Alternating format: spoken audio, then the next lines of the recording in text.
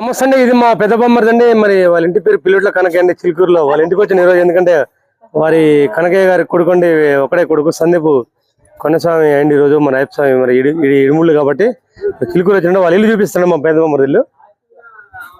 మరి ఇంట్లోనే రైతు వారి విధానం అండి. చూడండి, మరి ఇంట్లో రాంగులోనే మీకు గొడ్ల కొట్ట ఉండి, మరి గేదెలు ఆవులు ఉంటాయండి ఇక్కడ. మరి కనకలక్ష్మి మహాలక్ష్మి ఉండదు ఇంట్లో. చూడండి, ఈ యొక్క సాధు జంతువులు ఉండటం వల్ల చాలా అదృష్టం ఉండేది. వీటికి మేతేసిన సార్లు మనం రోజు నీళ్ళు పెట్టిన సార్లు అనమాట. అదే పుణ్యం వస్తుంది. ఇంట్లో గోమాతను చదువుకుంటున్నా ఆయన. మరి ఆయన కూడా కోటేశ్వరుడు కావాలని నేను కోరుకుంటున్నా. మరి వాళ్ళు ఇల్లండి ఇది. చూడండి, ఇది వచ్చేసి ఇది ఒడ్లు కొట్టమండి, ఒడ్లు వేసుకోవడానికి. ఇది ఈ రైతులకి అన్నీ ఉండాలండి. ఎడ్లకు ఉండాలి, ఇటు ఒడ్లకు ఉండాలి. కాబట్టి ఇది ఒడ్ల కొట్టమండి.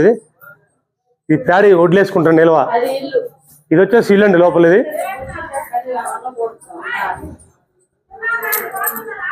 ఇది వచ్చేసి ఇల్లండి. ఇది ఒక పెద్ద